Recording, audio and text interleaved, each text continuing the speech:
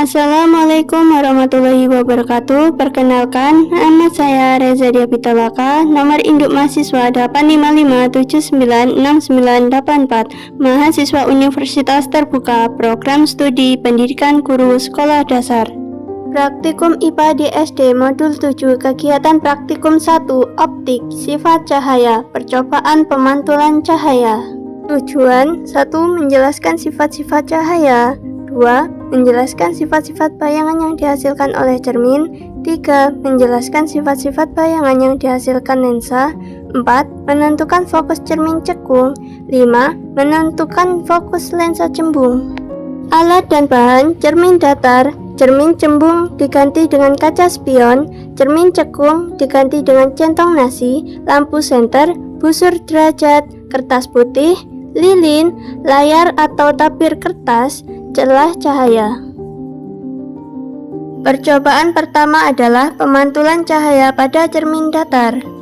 Langkah pertama pada cermin datar yaitu pemantulan cahaya tanpa adanya cermin datar. Saya menggunakan kardus sebagai celah cahaya, kemudian kita nyalakan senter. Cahaya senter menembus celah cahaya dan di sini kita lihat tidak ada pemantulan cahaya sehingga tidak menghasilkan sudut pemantulan cahaya.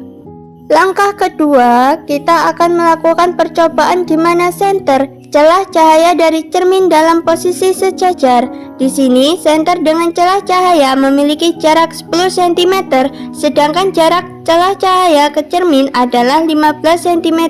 Di sini kita dapat lihat cahaya menembus celah cahaya menuju cermin datar sehingga cahaya memantul searah dengan cahaya yang datang dari senter.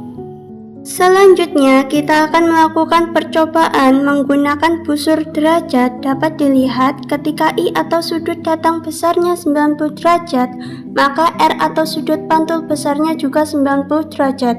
Ketika I atau sudut datang besarnya 30 derajat, maka R atau sudut pantul besarnya juga sama, 30 derajat. Ketika I atau sudut datang besarnya 60 derajat, maka R atau sudut pantul besarnya juga 60 derajat. Percobaan selanjutnya, saya akan meletakkan benda. Dalam hal ini, saya menggunakan lilin. Saya letakkan di depan cermin datar dan saya akan mengamati bayangannya. Selama benda itu, saya geser-geserkan di depan cermin datar. Saat saya meletakkan benda di depan cermin datar, bayangan yang terbentuk adalah sama besar, tegak, dan juga maya. Saat saya geser lilinnya, bergeser bayangannya pun ikut sesuai dengan arahan saya.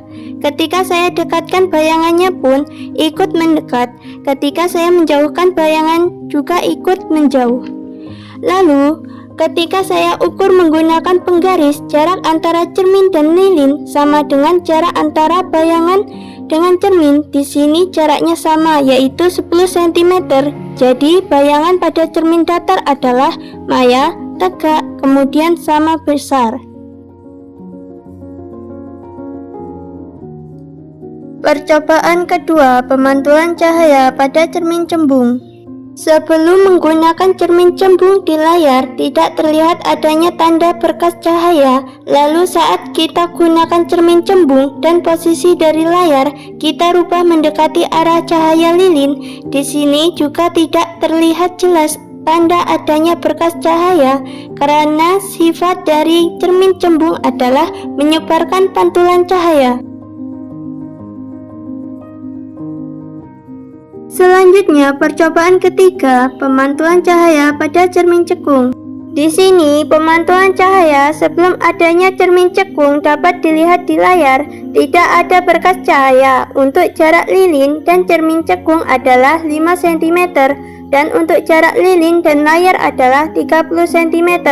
Kemudian kita amati sifat-sifat pemantulan cahaya pada cermin cekung. Kesimpulan, cahaya adalah energi berbentuk gelombang elektromagnetik kasat mata. Sifat-sifat cahaya adalah merambat lurus, dapat dipantulkan, dapat dibiaskan, dan dapat diuraikan. Sekian praktikum kali ini dan terima kasih.